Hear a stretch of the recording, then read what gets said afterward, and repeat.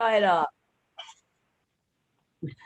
Oh, you'll have to do that again, Linda, because she just started the recording. If you want to go down on YouTube, I got distracted.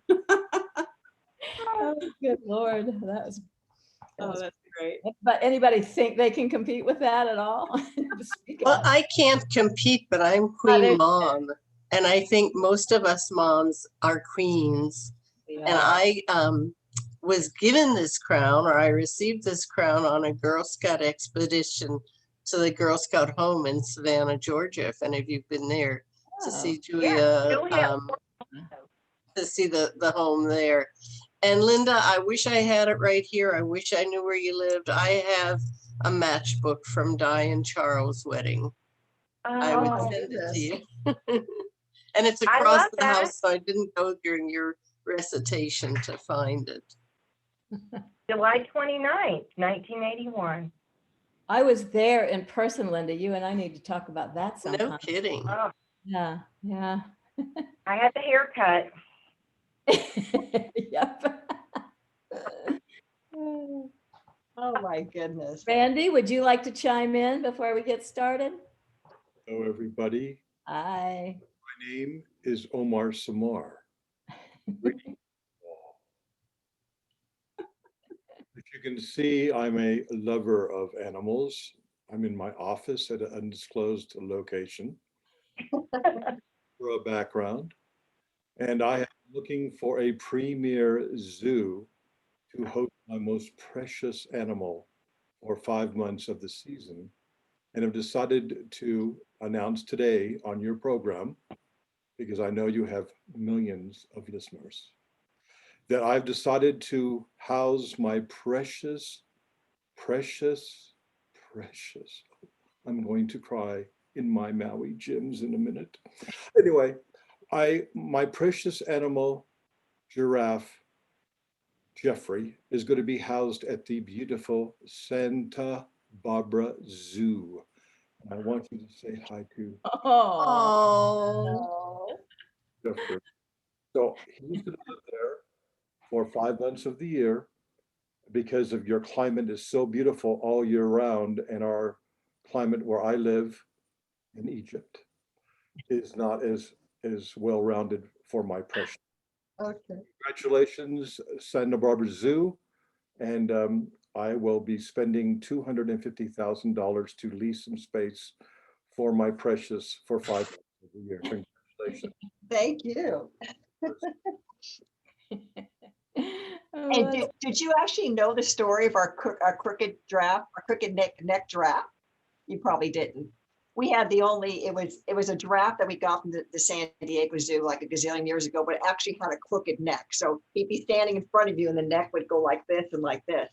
And he actually lived a very long life because of the beautiful climate and the lovely people of Santa Barbara, but he did pass away a couple of years ago, but he was the crooked neck giraffe. So sorry that you missed meeting him.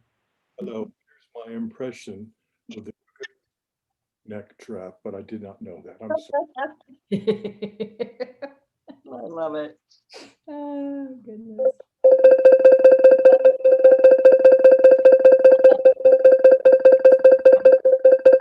All right. That timer is telling. It's time. That's right. Okay. We'll go ahead and jump in if there's no one else who wants to say hi. We are glad to have you here today. I'm your moderator, Whitney Bradley, and I just ask if you have any questions or comments that you put them in the chat box, and I'll make sure that Kat gets to them by the end of the presentation.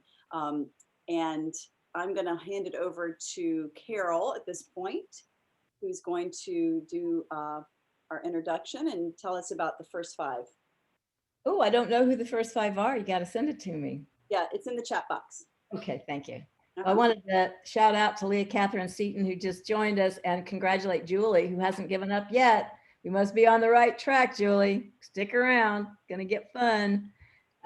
So as many of you know, the first 5 people who log into the call every week are awarded a little prize from our guest host. This week, it's Kat Puccino from visit Santa Barbara. We're just super excited to have Kat with us. We've been working with her for a couple of years, but haven't met her in person yet. But she'll be joining us soon at our Connoisseurs Conference. We're really excited to get to meet her in person. But she's got some lovely gifts this week. Kat, did you figure out what was in your swag closet? Yes. Well, first off, it's my first day back in the office. So I'm just getting used to my old computer and all that good stuff. But I don't know if you guys can see this. But we have, obviously there's several products made in Santa Barbara, and one of them is the grape seed company, which obviously we're a wine region as well. So they take grapes and then they pulverize them into organic products. So actually, I'm going to go to their store. This happens to be in our amenity closet, but I don't have 5 of any one thing. But it's usually some kind of soap, bath bomb, and even for men, there's shave gel, etc. So depending if it's male or female, who are the first 5, I'll find some variation of the grapeseed products and send them to you guys. And they're obviously kind of good travel size too. There's candles and all that. So that's what you guys will be receiving. That's what you get for being first back to the swag closet, right? Yeah. Got in there early. So there is a man in our first 5 this week, and that's Randy. So Randy will be receiving a something to do with personal hygiene that's made from grapes. In addition to Randy, we have Michelle Badeline, Beth Graves, Marlene Pina, and Annette Fromm. So those 5 people. If I do not have your mailing address, your personal mailing address, please send it to me at carol@retreatsresources.com. I think I have most of yours. Beth, I'm not quite sure about you. And Annette, I think you went last week, but I don't remember. So if you'll send me your mailing address, we'll make sure that Kat gets that information. Okay. All right. So without any further ado, I think I've introduced her a little bit. We're super excited. You know, in my long career, I've never been to Santa Barbara.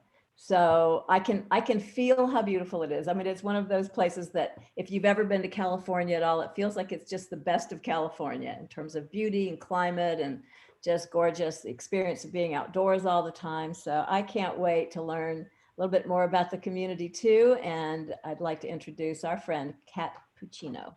Hi, thank you all. Yeah, before we get started, I just wanted to thank you two, Whitney and Carol. You've been so patient. And as you mentioned, I'll be joining you for one of the first programs coming up here in October. And we just appreciate the opportunity to present Santa Barbara to you all. So with that, I will start sharing my screen. And Whitney's been like amazing in helping me understand all this. But Whitney, for this particular portion, we're going now, like I said, thank you. Now, of course, I've got to get back to the presentation. Yeah, that's fine. And that's going to be a challenge because I'm probably already not doing it correctly, right, Whitney? You're seeing my whole slideshow? We're seeing the thumbnails. That's all right. Yeah. And she showed me how not to do that. And of course, I'm already doing it again. So That's okay. forgive me one moment. That's when we all take a drink of our cocktail. That's when you do. It's fine. Yeah. Cheers, everyone. And the good thing is I do have a colleague who can come over and help me. Because that's what she's here for. So while she jumps over, and I apologize. We see full screen now. Trying to embed a video. Can you come over and help me, sweets? Thanks. Trying to embed a video, then go back to it's obviously not my thing. But as we begin the presentation, like I said, this is obviously, I already showed the video and now I can't get back to my presentation. This one. Okay. Yeah, but it's showing full thumbnail. You do it. So. Sorry about that, you guys.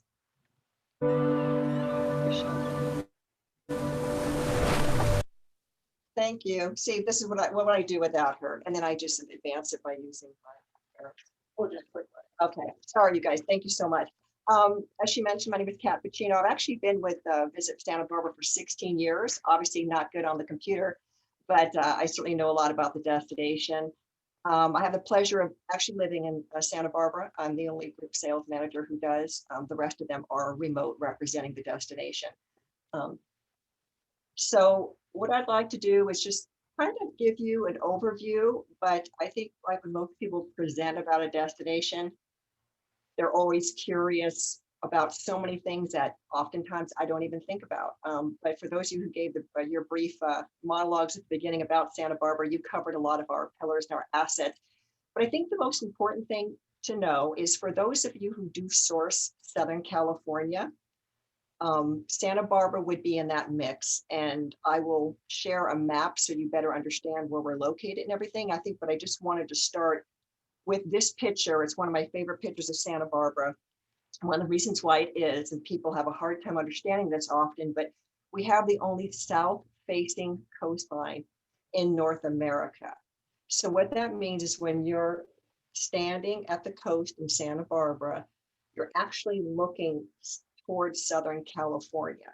So as you can see in this picture, you see that landmass continuing along the top of the screen. And then we have the Channel Islands National Park off our coastline.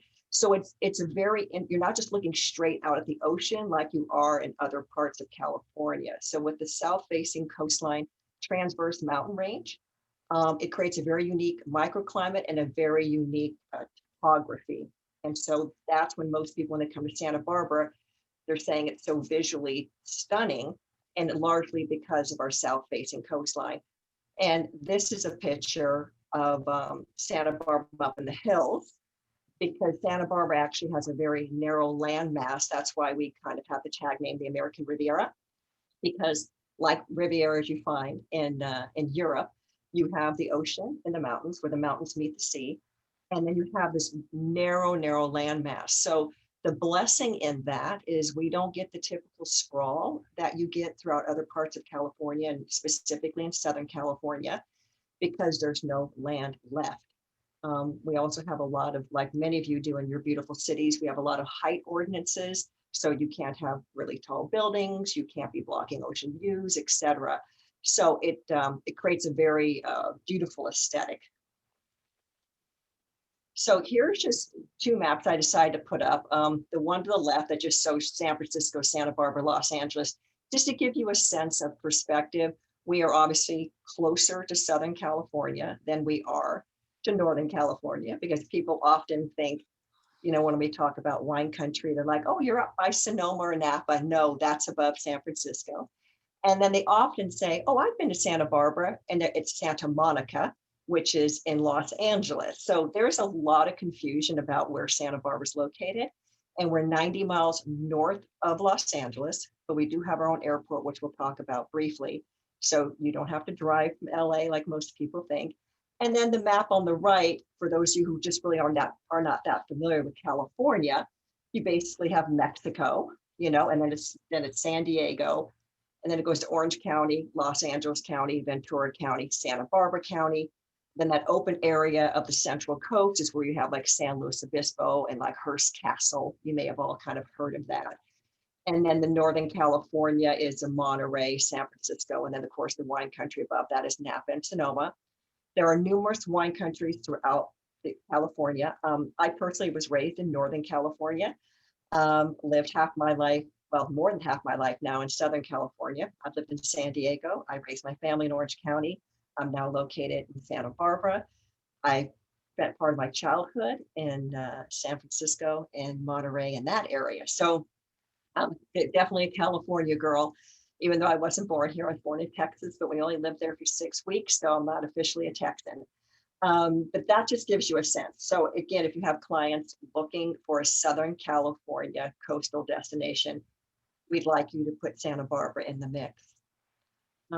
Here is our airlift into the Santa Barbara airport. So these are our non-stop cities.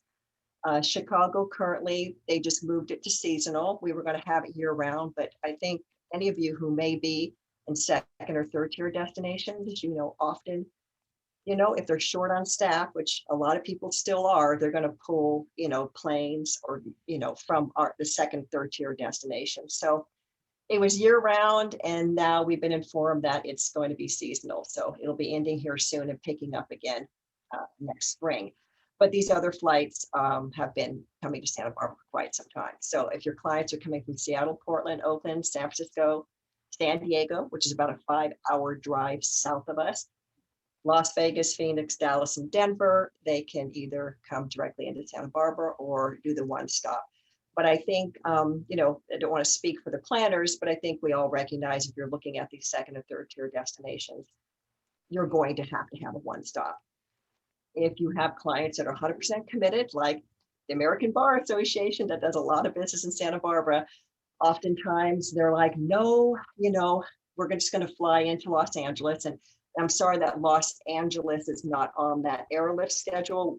They just gave us our service back. We typically have 6 flights a day that puddle jump from LA into Santa Barbara. It's like a 20-minute flight, but of course it's an hour flight by the time you queue up and you go through TSA and all that. But you know, if somebody's really committed to coming into Los Angeles and not taking the puddle jumper, we try to make the transfers as great as possible. But I do not recommend it, even though it's a beautiful drive through Malibu. And alike, I'll always work towards getting you guys to come directly into Santa Barbara Airport, because then your experience begins right away. Very relaxing. It's a regional airport, so getting your luggage is seamless, and getting your ground transportation is seamless. It's just a much better experience. For those of you who may not know a bit about Santa Barbara in terms of how it was established, obviously, to be politically correct, let's all go back to the Indians, right? But let's just fast forward a little bit, and in terms of, not to be disrespectful, but in terms of how Santa Barbara was established as a tourism community. I think that's a better way to put it. Obviously, we're paying respect to how it was established, but really it was individuals from the East Coast, right? Like probably like most of our cities. Where can I go where it's warm, it's medicinal, it's healthy? And obviously California was put on the map for that. Santa Barbara in particular, because we used to have a lot of hot springs. There's only a few left in Santa Barbara, because you guys may know California is a desert. Even coastal California, 90% of all the foliage you see anywhere in San Diego, Orange County, Los Angeles is brought in, either from Europe or other parts of America. But they came here and they built their second homes. So that's how it was established. So Santa Barbara has incredible architecture that represents everywhere. I mean, you'll turn your head one way and you'll see like a Spanish revival. Then the other way you'll see Greek columns, and then you'll see a Hampton's house. There's all different kinds of flavors of architecture here based on whomever was building the house. And then of course, what also made Santa Barbara on the map is we are the original Hollywood. Flying A studio with Charlie Chaplin started in Santa Barbara and then moved down to Hollywood. So obviously a lot of people came here too, not only the wealthy from the East Coast to establish our beautiful community, but movie stars as well. They also did a lot of things also in Palm Springs, but Santa Barbara is where the studio was, the silent film studio. But as you guys know, Palm Springs also has its share of where the stars would go to relax and recreate. For those, again, who haven't been to Santa Barbara, we're a town of 100,000 people. I think it blows people away. We have about 100,000 people in the city. Montecito, where Oprah and Harry and Meghan and all the wealthy celebrities live. That community is just right next to Santa Barbara. It takes me from my office. I'm in Montecito in 2 minutes. Yeah, Santa Barbara's 100,000, like Montecito has like 10,000. And then like Goleta, where the airport is and where the university is, has seasonal off and on 35,000 to 60,000, depending on if the students are in town. But the city of Santa Barbara is really essentially, it's like 12 blocks are the tourism hub. So 12 blocks up State Street. And then of course, a couple blocks off of State Street and then along the waterfront. So it's a very small footprint. And within that footprint is an extraordinary number of, wine tasting rooms. I think we're up to 30, breweries, distillery, 11 museums, 6 performance venues, which of 3 are state of the art. You're not going to find a performance venue of our caliber unless you're in a big city of Los Angeles or the big city of San Francisco. We are very blessed to have a lot of philanthropy, over 500, I think we're up to, nonprofits. And I think that's also one of the reasons why Meghan and Harry chose to come to our area. because they knew there was a lot of opportunity. In fact, they've already aligned themselves with several entrepreneurs in Santa Barbara to help promote their products. So it has a lot, it's very philanthropic orientation in terms of how the city was developed. From the amount of open land, people are blown away by our waterfront and how it is 100% accessible to everyone. And there's no buildings on the beach except for some government buildings. You're not allowed to build on the beach. And for those who are across the street from the beach, which many of our hotels are, there's a height ordinance. So when you're there, you can see the mountains or you can see the sea. When you're walking downtown, you see the mountains or you see the sea. So very strong sense of place.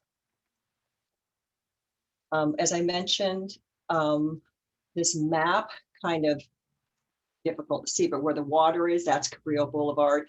And then where all that grid is, that's a portion of State Street.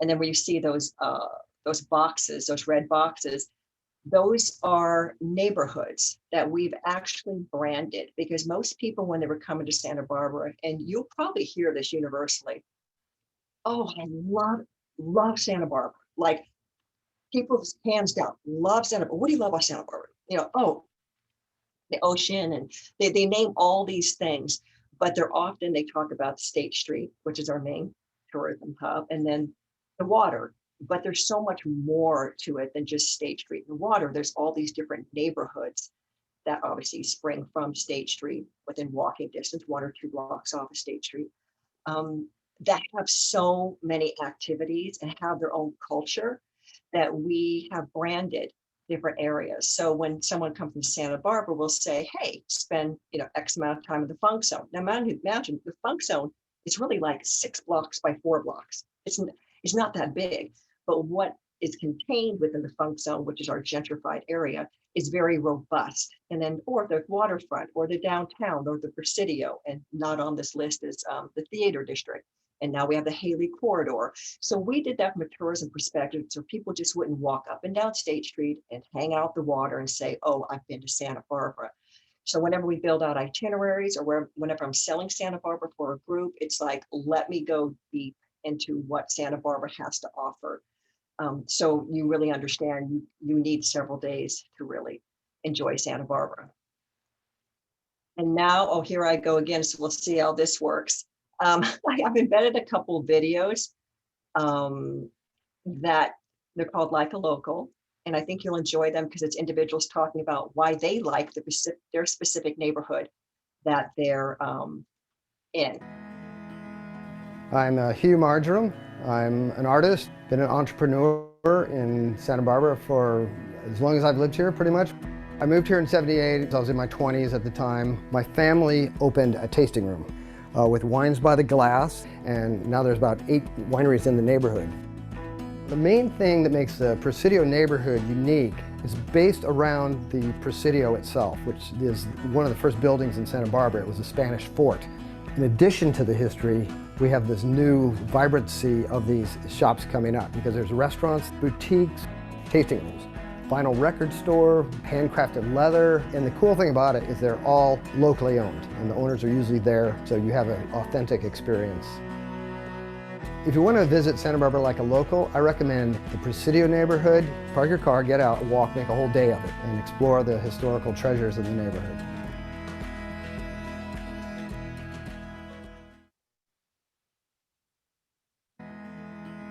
And then this is another video of the Funk Zone, which is another neighborhood of Santa Barbara. My name is Erica Carter. I work in the Funk Zone, and we've been here, my husband and I, for about almost 20 years. I am a painter in Greenhouse Studios that I share with 2 of my closest friends, Virginia and Liz. My coffee shop, Dark Coffee Co., is right across the street, and our job really as a specialty coffee shop is to present the best cup of coffee that we possibly can. I live here, I work here, I know everyone in the neighborhood. Over the past 20 years, it has really, really changed. It's become a really vibrant neighborhood. There's a real sense of community with the business owners. If you want to visit Santa Barbara like a local, come to the Funk Zone, see some art, drink some dark coffee, and enjoy.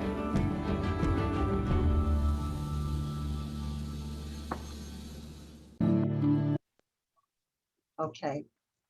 Now, again, to talk a little bit more about the downtown area, as I referenced, we're very blessed to have a lot of arts, performance venues, museums of all kinds. We have a contemporary museum, museum of art, a Capellas Museum, Science and Technology Museum, a Maritime Museum, Natural History Museum, Ty Warner Sea Center Museum, just a lot. In fact, there's 11, what we call the museum mile, within 1 mile of each other. So again, the breadth and depth, I think, is more impressive than people expect from just a coastal community of our size.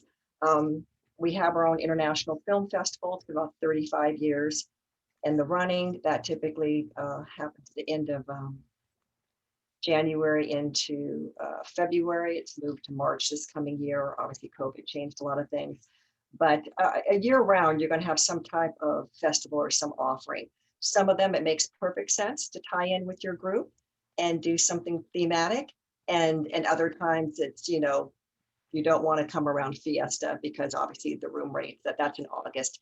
The room rates are, off the chart like they would be in any destination that has a signature festival. And then, of course, there's all kinds of opportunities for your group. As I mentioned, with the performance venues, a lot of those can be privatized. So people enjoy the opportunity. Well, we have some very large incentive groups that come in town that need, 600, 700, 800 people that need to buy out some of our venues. And then we have others that just want a beautiful room in a historic building. And then also, as I mentioned, some of these museums also tie in a lot of activities that you can do with the group, whether it be team building or some kind of engagement with corporate social responsibility is an important element of coming to Santa Barbara if you want to do some kind of give back to the community. We have a wine country, the Santa Barbara wine country. Most people are not aware of that. And those who are, they're like, is that where that quirky movie Sideways was produced? And for those of you may remember, that's probably 16 or 17 years ago. It was an indie film and you either loved it or you hated it. I'm not going to put my mark on it, but it was filmed in the Santa Barbara wine country. So the movie Sideways, which was up for Academy Award, kind of put us on the map, which is funny because what really put us on the map is Kendall and Jackson Winery up north, who bought their grapes originally from Santa Barbara. And that's eons ago when they realized what a great grape growing region it was. They were selling a lot of the grapes. And then obviously now we have over 200 wineries that you can enjoy wine tasting. And that's 30 miles north of Santa Barbara. There's obviously no grape growing in Santa Barbara where we are a city. But for those who really are not wine centric or they just want to enjoy some wine, we have over 30 wine tasting rooms within that, like I said, that downtown corridor, which is very walkable, or you can take a 50-cent electric shuttle up and down State Street along the waterfront. There's plenty of tasting rooms in the area. In terms of lodging, we do not have a convention center, nor will we ever have a convention center. That's just not the flavor of Santa Barbara, even though many people would like that. Our largest properties happen to be Bacara Resort and Spa, which is a Ritz-Carlton, and the Hilton Beachfront. It's Hilton Santa Barbara Beachfront Resort. So the Hilton Santa Barbara Beachfront Resort is 24 acres along the waterfront in Santa Barbara. The Ritz-Carlton Bacara is located 15 minutes out of the city. It's a true destination resort. It's closer to the airport, which is about 8 miles north of the city as well. In terms of our luxury product, we have a Belmont, a Rosewood, a Four Seasons. Hotel Californian is a preferred property. San Ysidro Ranch, and then the Ritz-Carlton Bacara. Those are our luxury properties that have some sort of meeting space. We obviously have luxury boutique properties, but they don't have meeting space. And most of the things that I book would need some type of meeting or gathering space. And then in terms of the mid-range properties, again, Hilton being the largest, we have a Hyatt, which is called Marmonte. We have a couple Kimptons and then Hotel Milo. We have about 17 hotels deep that have that have it's some kind of meeting space, and then the rest do not have meeting space. I represent about 5,000 rooms within the territory that I represent at Visit Santa Barbara. I do not represent the wine country lodging. I'm more than happy to refer anyone who wants to meet in the wine country. We're all very collaborative. We want to keep the business in Santa Barbara. I don't represent any of those hotels outside our bid district, but of course I do represent and promote all the wineries and the activities in the wine country, just not the hotels. And again, this is that view from the mountains above Santa Barbara, looking down towards the ocean, and you can barely see in the distance, but there are some islands out there that you can kind of see in the distance.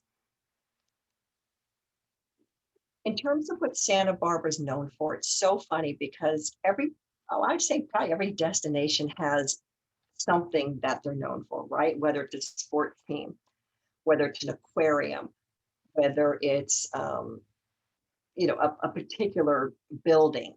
But Santa Barbara is really a lifestyle destination. I kind of hate to put it that way, but you ask anyone and they'll say, oh, I love Santa Barbara for its beaches. Oh, I love Santa Barbara because it has amazing hikes and outdoor recreation.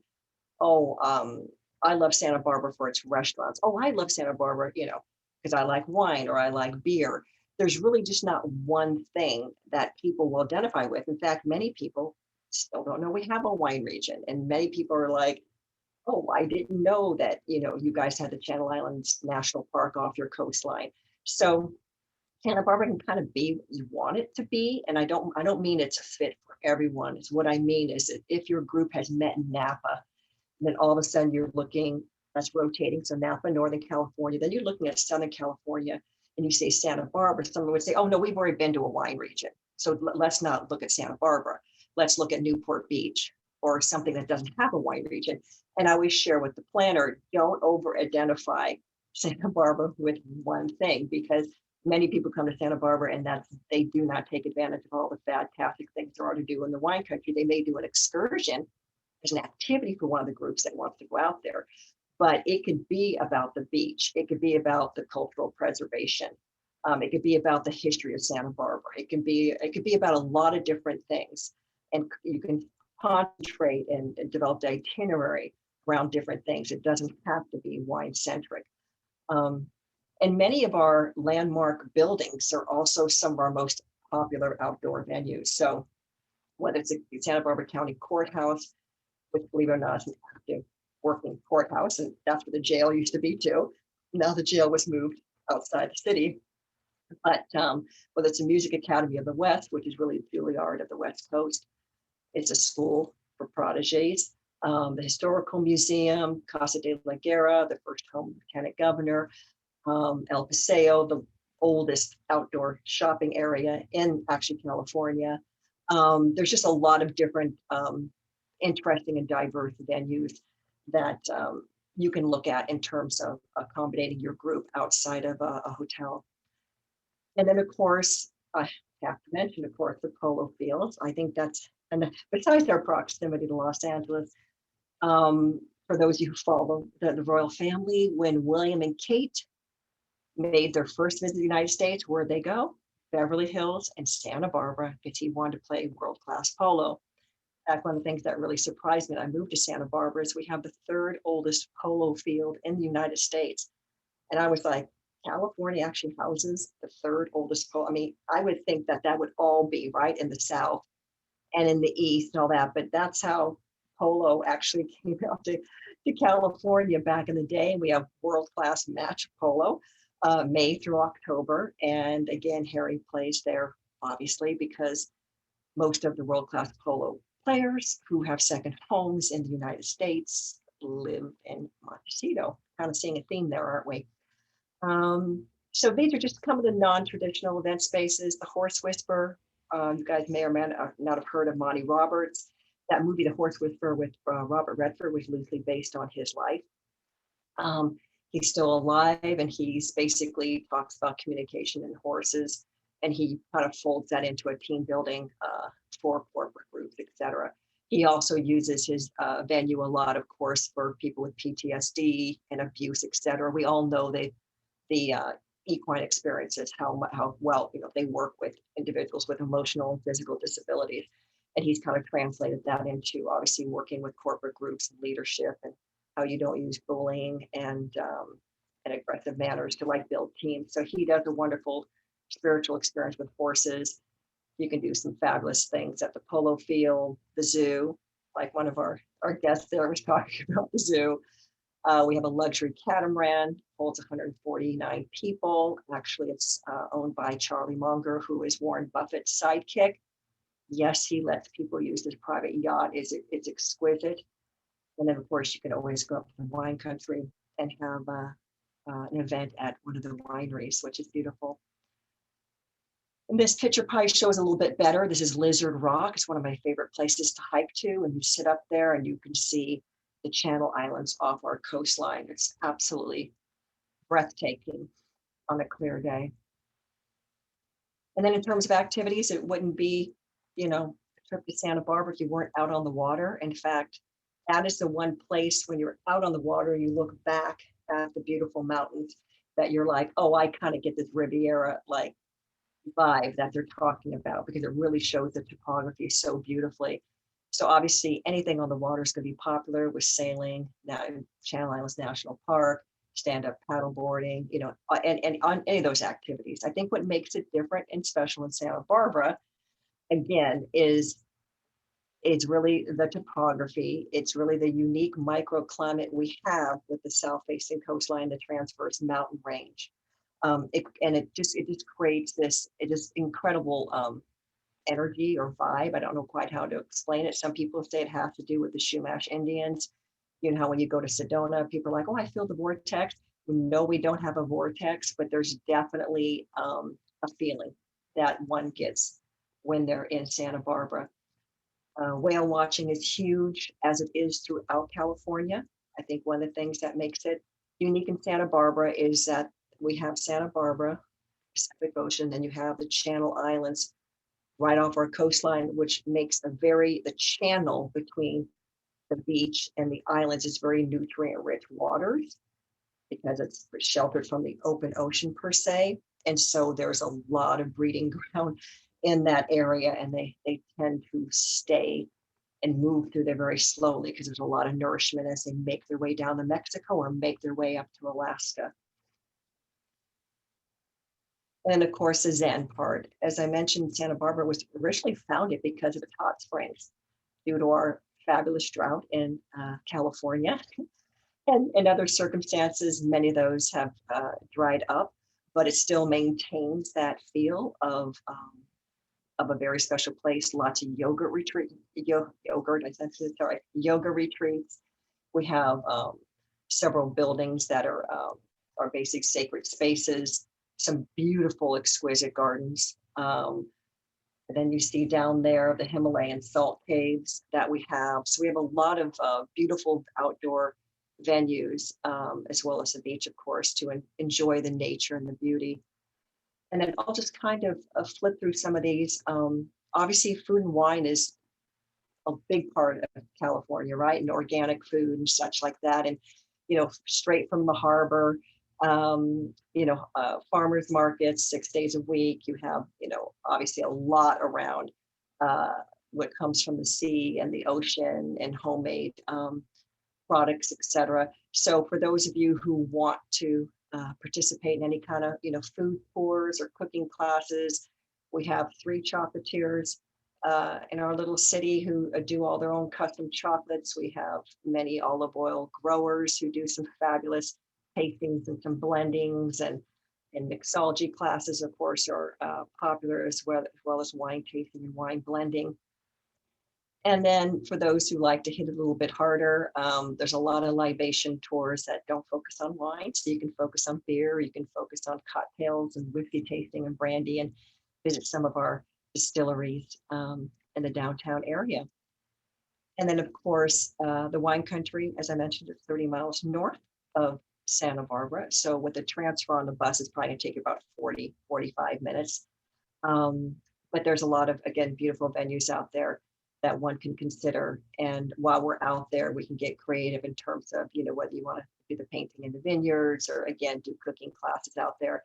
That's where the Flag is Up Farm is. That's where our polo fields are south of Santa Barbara by 10 miles south of us. And then many of our equine facilities are in the wine country, which is 30 miles north. But somehow an equine experience always gets in there somewhere when people come to Santa Barbara. And for those of you whose clients, it's important that we're sustainable, not only in our food and our grapes and such.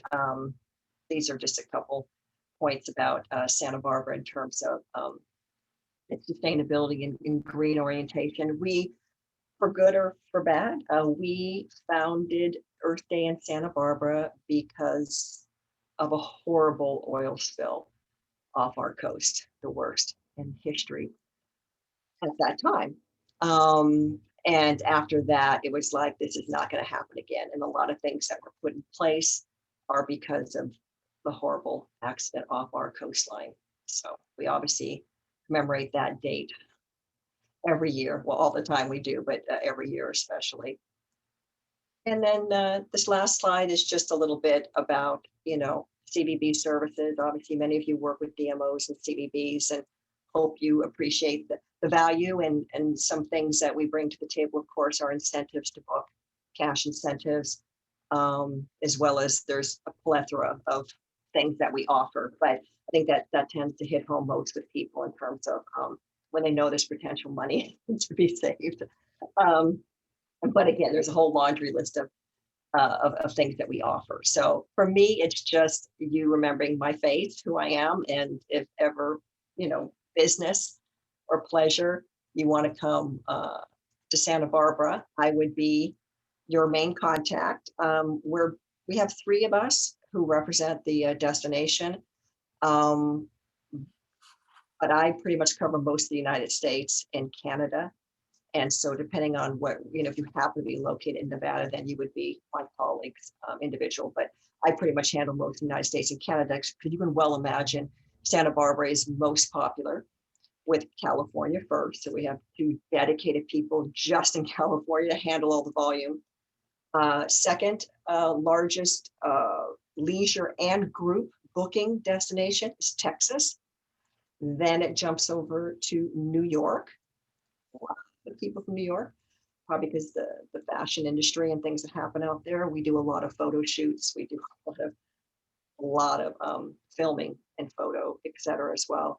And then probably after that, I would say Atlanta, Florida would be the 3rd largest producer of leisure and group business. So I know it's a lot of information. I apologize for that, but just want to give you an overview. It's wonderful. Thank you, Kat, so much. I have a few questions. We didn't get many questions in the chat box, but I have a few for you. Starting with, you said it was Hollywood before Hollywood became Hollywood. Is there still a film industry there in Santa Barbara? No, I mean, the Flying A studio does not exist anymore. We have a lot of film production that comes from other places and comes here and leaves. So yes, there's a lot of filming done here, but no, there's no more studio that's here. No more major production facility. But we do have, obviously, I would say probably the most things we do now. We do have, probably a couple films a year, that come out of Santa Barbara. But most of it, I would say now, is really the photo shoots.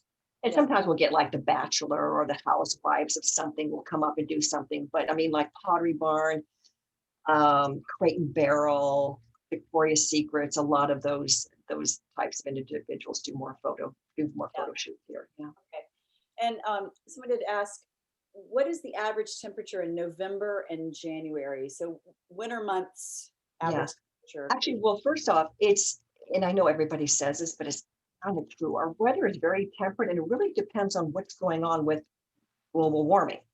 So I would say most Thanksgivings and Christmas here, it's definitely in the 70s, low 70s. I don't think I've had a Christmas in Santa Barbara where the sun's not out and it's in like the low 70s.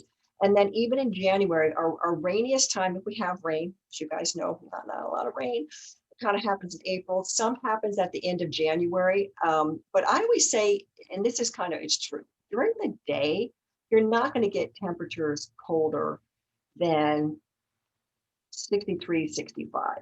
At night is where it'll dip. So if you have an outdoor event, it'll definitely go in the 50s, you know, at night, or the high 40s, depending on where you are in Santa Barbara, if you're by the water or not. But it's really, I mean, that's why people kind of live in, you know, California, and especially coastal California. It's pretty darn temperate all year round. Of course, that could be cold to you. If you're based out of Atlanta, as soon as it hits, you know, 80 degrees, you know, you probably want a sweater on. So I think it's all relative. Right. Okay, a couple of more questions. How did the neighborhood come up with the term the funk zone? Like that's a strict neighborhood name. It's right? horrible. It's horrible. I mean, it really is, because we tried to change it early on, because that's really what it's called.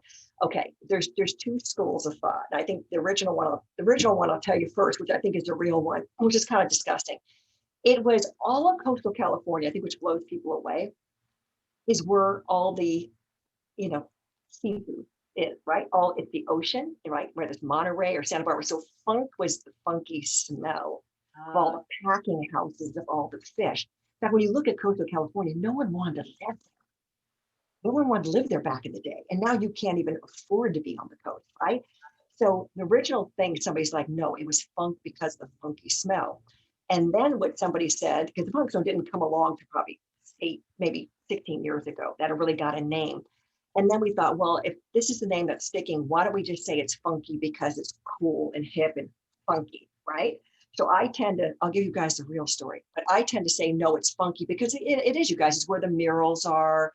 It's where there's more street art, gentrified. You guys all have that in your cities too. It's an area no one wanted to live, and it had like meat packing plants, and it still has some catering companies and you know, paint companies, and then mixed in with artisan studio, $1 million, you know, lofts, and you know, and tasting rooms and high-end restaurants, all within that gentrified area. So let's go with funk being funky area of town because it's more street art. Yeah, happening. I like that one. I like that. Yeah. Okay, the last two questions have to deal with sort of like group size. Yes.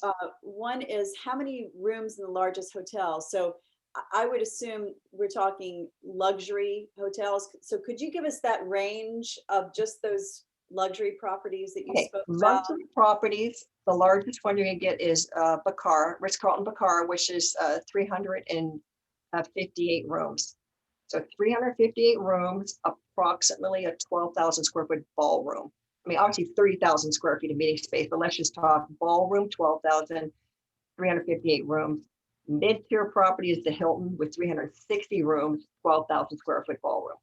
So our largest luxury and our largest mid-tier are basically the same, comparable in size. Obviously, the amenities are different and the location is different. Hilton is in downtown Santa Barbara on the waterfront. Bacara is up the coast a bit from the city, but very accessible to the city. But that's the largest you're going to get. So we kind of call them our conference convention hotels, even though they don't necessarily look like convention hotels. Yeah. All right. And then thank you for that. And then the last question is, for groups or incentives, what's the sweet spot? Like, is it a 2-night stay? Is it a 3-night stay? If you could plan a group to come to Santa Barbara and you could do the itinerary, what would the perfect stay look like to you? Okay. And I'm going to answer this 2 different ways. Because I mean, I'm a DMO and I'm a CVB. You're like, hey, you get paid to extend stay, right? Right. So you're going to give us the answer that helps you get most heads in bed. I'm just going to give you, I live here. And I'll tell you right now, 3 nights, 4 days. 3 nights, 4 days. If you want to get a good feel for Santa Barbara, that's what I would recommend, so that you have the most opportunity. Because one thing the thing that's great about Santa Barbara, even if you're going out to the wine country, which yes, you have to get on the freeway to do that. Santa Barbara is very compact and you can do a lot in a very short period of time, but we don't like to rush people through experiences, right? Even so, you're not spending all your time on the freeway getting from place to place. Other than going to wine country, you're not going to be on the like you never have to get on the freeway unless you want to go to the polo fields or the wine country. You can do everything back roads and through the Riviera. But to me, that would be optimum. And I will admit, even post-COVID, I'm a bit surprised. I thought most people would start shortening their stays. And the last 5 incentive groups I've booked are 3 nights, 4 days. Okay, great. And one more question. You mentioned the festival in August that drives up the rates. What time of August is that? It usually changes. I mean, it's usually like the first week into the second week. It's called Old Spanish Days Fiesta. And hundreds of thousands of people come in town for that. But again, with COVID, so many things have gone virtual. Like I said, our 35-year International Film Festival in 2022 is moving to March. Like, who knew that? So I really hate to quote any kind of dates. I mean, like, let's just talk, because some people are repositioning. They're kind of not changing off month. I'm surprised the International Film Festival changed off month, but I don't think most will do that because they're historic parades. Like, that parade, literally, horses come from all over the world to be in that parade. So they're not going to be able to change it too much, or it's going to start conflicting with other equine parades. So it's usually first to second week in August. Okay, great. I think that's all the questions. We just loved your location. We loved the presentation. Thank you for sharing that all with us. Welcome. And if anyone on the call needs a copy of the deck, with the caveat that maybe that first video needs to be omitted. Yes. Would you be willing to share that with us? Oh, of course. And like I said, I mean, I can either just do Dropbox with you guys directly, or I can even customize it, because some people, it's hard when you're speaking to a group and you're not sure what all the needs are. But I customize presentations all the time for the specific clients that you're trying to go after. So I actually prefer to do that often. Right. And I just want to let you guys know, I'm in my chat trying to find Kelly, and I don't see her here because I know I'm supposed to send her some information. So you all let me know. We're going to put some pressure on you. What, Whitney, you want to take this? Well, I do have one more question for Kat. What is the maximum group size that you recommend? Okay, this is the sweet spot for me, and I won't say people, because I don't know if they're sharing rooms or not. I always say rooms on peak. It gives you the greatest opportunity for the largest number of hotels would be like 75 to 100 rooms on peak. Now, when I say that, it's because I get to source the most hotels. Because the thing about Santa Barbara that's unique about Santa Barbara, but also it clearly defines who we are. I mentioned our largest hotel is 360 rooms, and 358. Then it drops to 211. Then it drops to 161, 121, 99 rooms. Like, it drops off super quick. So when you come to Santa Barbara, you're, oftentimes I'd say 80% of the RFPs that I put out go to maybe 1 or 2 hotels, right? When it gets too high of a room on peak. So I prefer those smaller groups because it's easier for me to have them consider more hotels when they come into the destination. But I would say, Bacardi does our most big incentives, because that's 368 rooms. And then you have like the Four Seasons at 211, and then the Rosewood at 161. So it just depends on the size of the incentive. But don't, I was just on the call this morning with someone who needed 15 breakout rooms. No. Our largest hotels have like 6 to 8 breakout rooms. Like we're not that type of destination that can accommodate those types of programs. Although we do a lot of association business, but nothing too large. Those are for the convention cities. Yeah. Okay, thank you for answering that. And Carol's going to tell you about the sunglasses portion. Thanks, Whitney.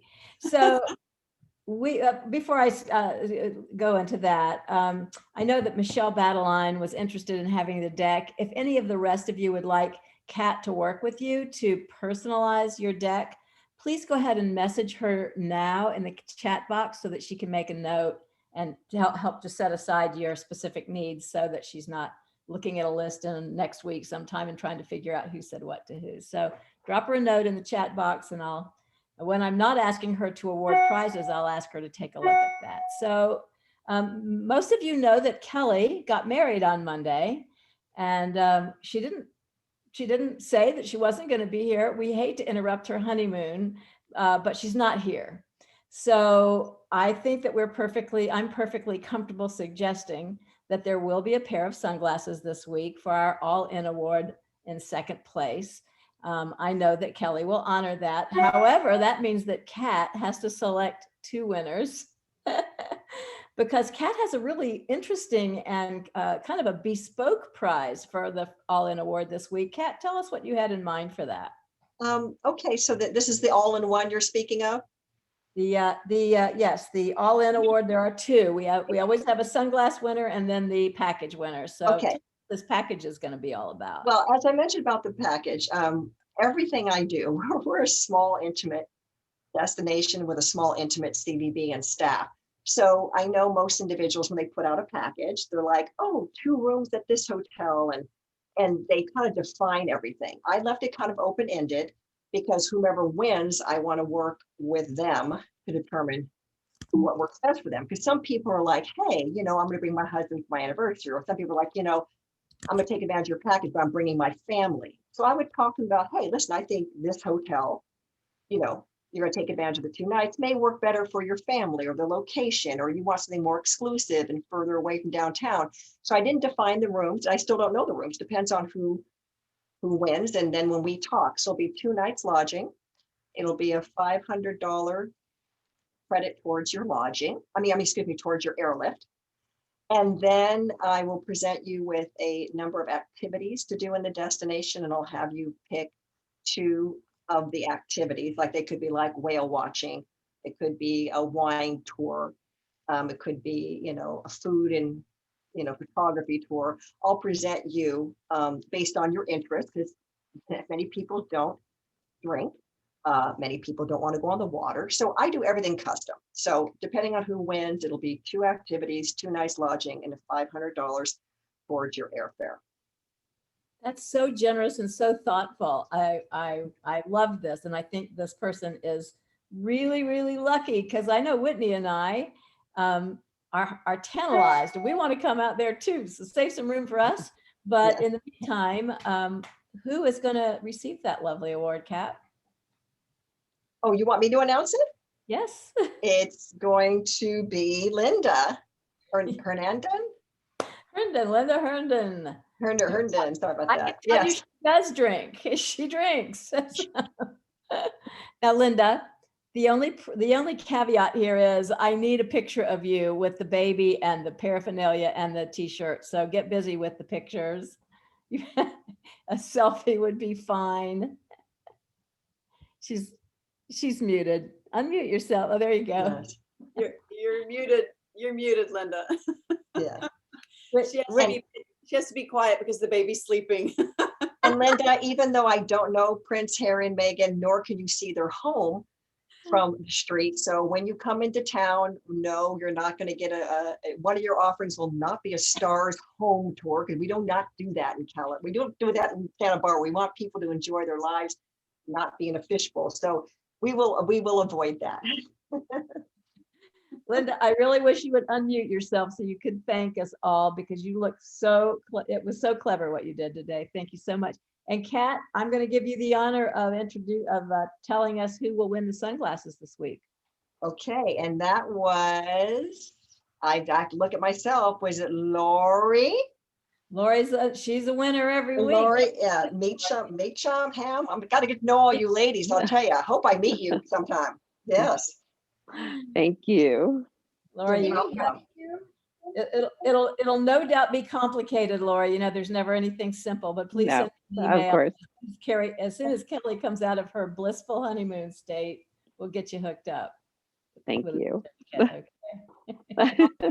Laurie and her husband Randy bring their A game every week. Every single week. Every week. That. Thank you so much. Yes.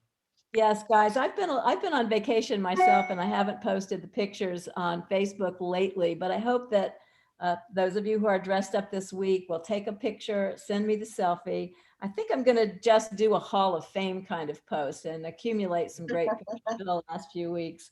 And I'll do that in the next couple of days. So please send me pictures. You especially, Linda and Lori and Randy.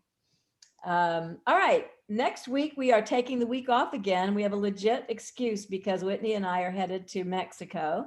We're going to be planning our Connoisseurs Conference, which is happening October 11 to 14. We hope you will all apply to attend that because it's going to be really fantastic.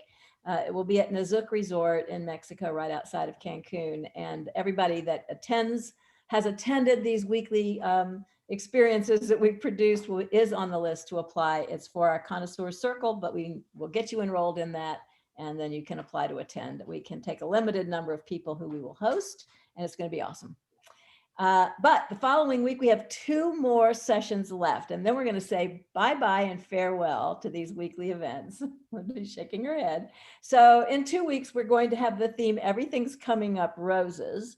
And we have our global seller from Rosewood Hotels, Jennifer Jones, coming back with us, talking about all that's new in the world of Rosewood. There's several new properties springing up all over North America, I think even some overseas. And so we're going to go with the rose theme. Everything's Coming Up Roses. That will be the last Wednesday in July.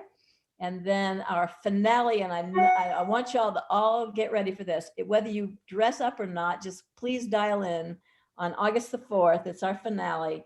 The theme, we don't know exactly what we're going to call it, but the host will be the Margaritaville Hotel in Times Square, where Jimmy Buffett is changing the whole texture of the whole ambiance of Times Square.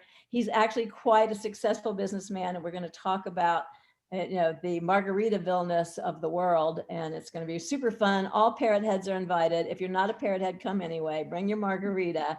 We want you to say hello and farewell to us on August the 4th, and that's our final event. Unless a better idea comes along, sometime this year. We will occasionally do these, but it's become, I think we've exhausted ourselves for now. Thank you, Kat. This was so wonderful, and we know you just got back to your offices, and that you're just getting kind of back into the groove, but it looks like Thank you. It looks like Stella got her groove back, because it looks like you never lost yours. So we appreciate your being here, and Thank you. and really you have such a lovely location. Thank I'm you. so envious of where you live. Yeah. Great to be here, and thank you for the invitation. And for those of you who are going to be in Mexico with the ladies in October, I'll be there as well. Yeah, can't wait. Beautiful destination, Catherine. Thank you. Oh, of course, Joanne, good to see you. Yeah, Yes. She sources us. She's a wonderful supporter. Love the Ritz-Carlton there. They're great. Great. Joanne, I'm trying to type a reply to your email. Where are you going to be and when? Riviera Maya, Rosewood Mayakoba. When exactly? On Sunday, Monday, Tuesday, Wednesday. I won the top producer trip for Rosewood. So I guess you'll be a captive audience if you're going there on a winter. That's exactly when we'll be there. We'll be at Nazuc. And if I'm anywhere near that area, I will definitely let you know. I have a great option or opportunity of running into Carrollton, the most exciting destinations. That's true. That is true. St. Martin, the last time I saw you was in St. Martin. Accidentally. Well, so if you have a hole in your agenda, we would love to have you come and have a drink with us or dinner or something. So very cool. Yeah. Congratulations to you. Yes. And I'm sure you'll be back for the Rosewood presentation on I think it's the 28th of July. Definitely will be. All right, everyone. Thank you so much. We'll see you soon. Thank you. That was a wonderful presentation. Thank you so much. Bye. Appreciate you guys. You really tantalized us. So